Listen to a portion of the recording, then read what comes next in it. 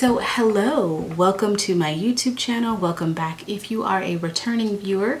My name is Diamond, aka Lady Leo. I am a lover of all things nail polish, makeup, movies, TV shows, all sorts of things. So my hope is you will come to my channel, find something you like, and maybe hit the subscribe button. But moving on, so I'm finally getting into that other content that I have been talking about for a while, been mentioning it.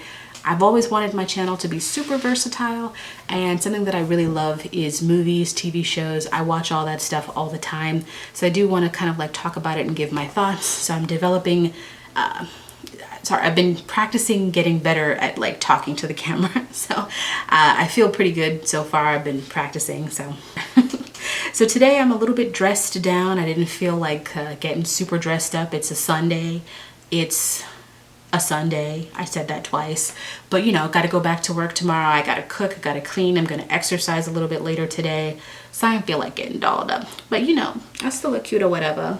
Anyway, so I wanted to talk about Marvel's Secret Invasion. I am a Marvel stan. I mean, I love superheroes and comic books and all that stuff in general. But I mean, I've been invested in the MCU since the beginning, since Iron Man. And I happen to think that Marvel does a really good job most of the time. Now, they just got into their Disney Plus shows. I want to say like 2021. I think we got WandaVision in 2021. And ever since then, we've gotten like almost back-to-back TV shows. Now, I actually like that. I like the TV shows because you get to spend a more intimate time with a specific character or a specific set of characters. So I really liked the idea of that, because when you're watching a character on the big screen, if it's not their movie, you're not really gonna get that kind of time with them. So the concept of doing like a show, whether that be a mini series, like a one-off season, or doing something that's multiple seasons of a character really is interesting to me.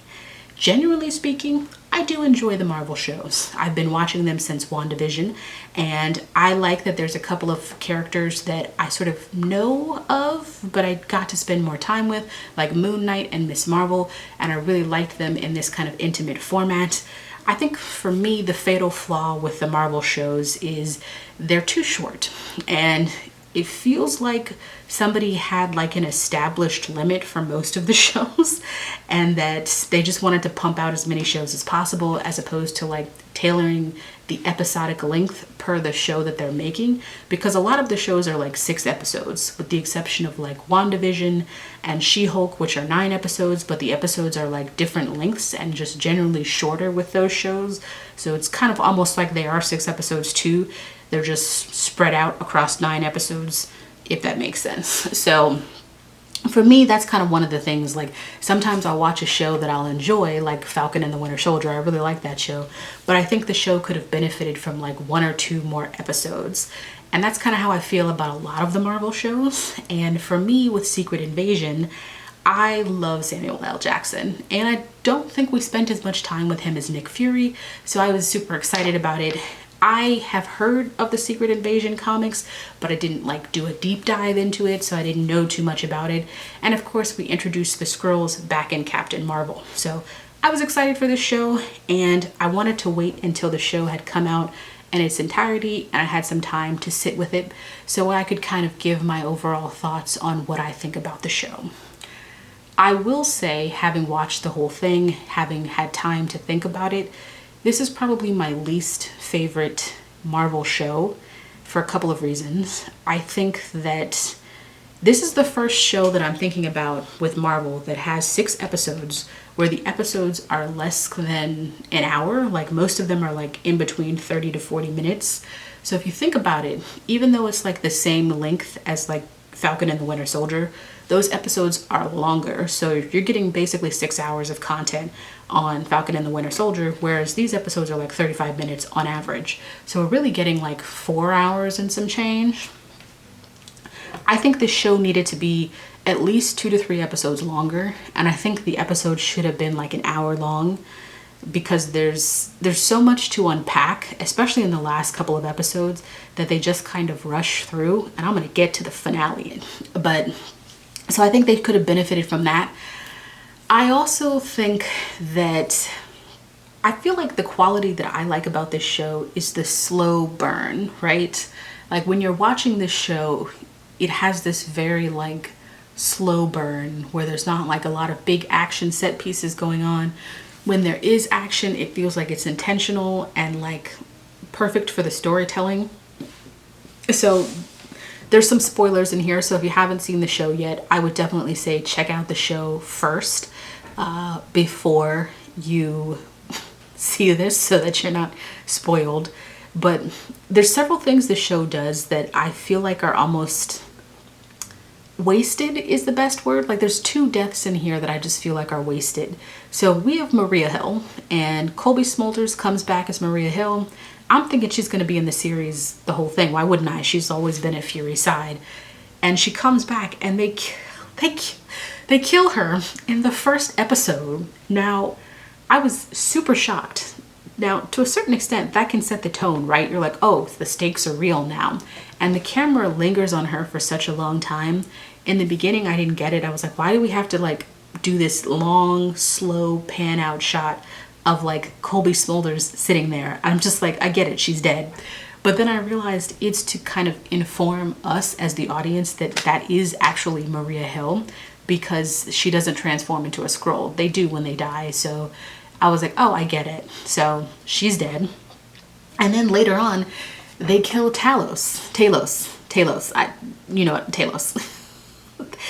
And then later on, they kill Talos. And gosh, I like Talos so much. Ben Mendelsohn does a great job, and he has such a great rapport with Samuel L. Jackson. Like that's one of the things I liked about the show so much, is the relationships. When they kill Talos, again, it just feels wasted in the end, considering what happens with the finale. I'm not saying that he wouldn't, like Gravik wouldn't have killed them in this story. Like that's fine that he killed them. It just feels like their deaths didn't mean anything. It doesn't propel the story forward anymore. So at the end, I was kind of annoyed. I was like, wow, you killed Maria and Talos? Could you not have just killed one person? But nah, they killed both. So there's that. I also have so many questions about why the need to keep, like, why is there a need to keep the humans alive? So like we find out that the Skrulls have taken over like a barrage of different people in high-ranking forms of government, and they keep all of these people in the bottom of their nuclear power plant, and that does not have any effect on those humans. They are fine. Anyway, but what's the need to keep them alive? To have access to their memories? To me, I don't get it, right? Because in the beginning of the series, Gravik tells to a Skrull, okay, take their face, now take their memories. Why do you need to keep them alive? Wouldn't that be a liability? Just kill them, right? I don't know. Maybe there's a reason why a continuous access. I mean, they use them to get access to their memories, but like outside of that, why would you need to keep them alive if you have a Skrull that does have access to their memories? I don't know. Maybe it's so they can be replicated again. I don't get it. So yeah, I think this show suffers from not being long enough. And maybe like the script, I think the script needs a few revisions as well. And then I can't talk about this show without talking about the friggin' finale. First of all, the opinion that like your finale is never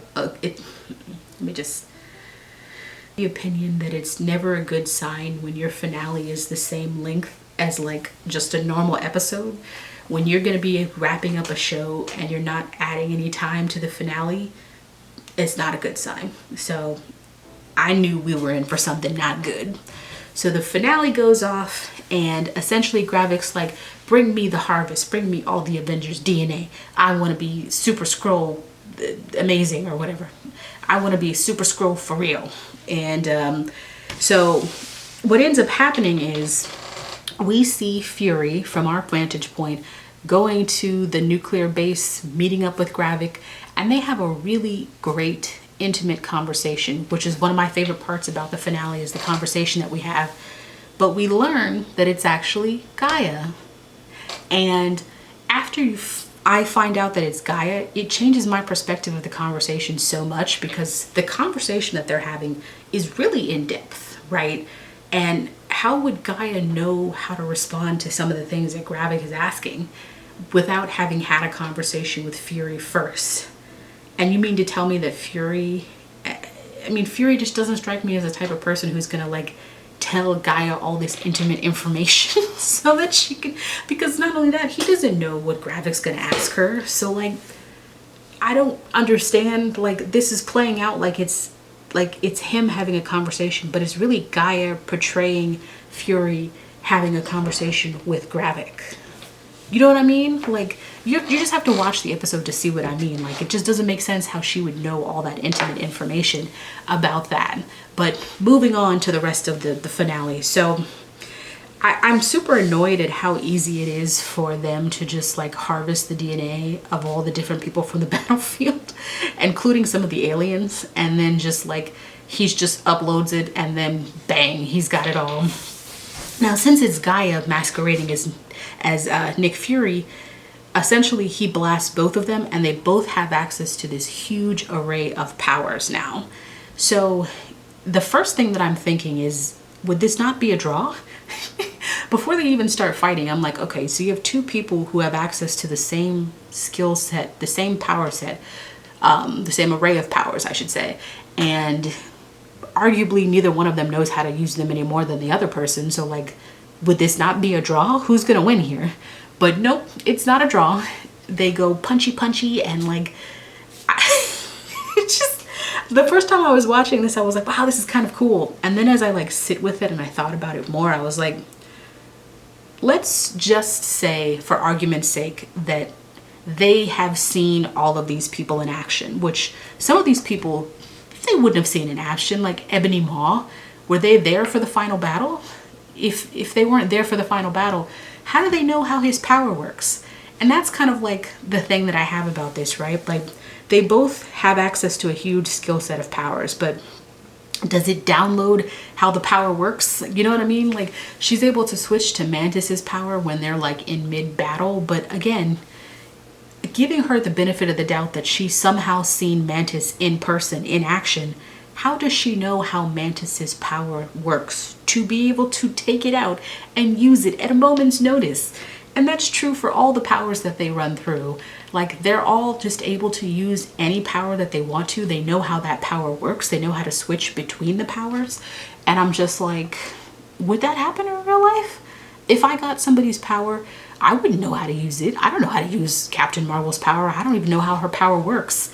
You know what I mean? But like, seeing it and being able to do it yourself are not the same thing. So that's that. But the thing that I have, the problem that I have with this finale at its core is the fact that like, Gaia just blasts him with a blast, Captain Marvel blast, I don't know, a photon blast, whatever. And she kills Gravik. He has Extremis in him. Like, before they got this whole new array of powers, he already has Extremis, right? So is that not the whole function of having Extremis, right? So that you can heal from any injury? Barring in fact that you not be like exploded all at one time. That's different. But like, she just blasted a hole in his chest. Why wouldn't he heal from that? He doesn't. He dies. And I was just like, oh wow, y'all for real? They were for real. So that's the final battle scene. I haven't even talked about Emilia Clarke. I'm gonna get to her in a minute. So that's the final battle scene. She somehow kills Gravik, and Gaia goes on to become the most overpowered. She goes on to become the most overpowered person in the MCU, which is not deserved or earned at all. If I was somebody from the Guardians, or if I was Carol Danvers, I would not want to come back to Earth. If I came through and I saw somebody like sporting my powers, I'd be like, listen, I come here to help y'all out, and y'all scooping up my DNA and anybody can get my powers. Fuck that. I'm not coming to Earth no more. I would not be coming to Earth if I was with any of them. You know what I mean? But not only that, like, how do you gauge what a power is, right? Because I think I saw Black Panther roll through the list, but like, technically he gets his power from the heart-shaped herb, which can be taken away. So does that change his DNA in a way that you can inherit his powers from his DNA? I don't know. The show doesn't know either. They're not interested in telling us. So let's talk about Gaia a little bit before I get on to like my overall general thoughts of the show. So you have Gaia, which is Talos's daughter, played by Emilia Clarke.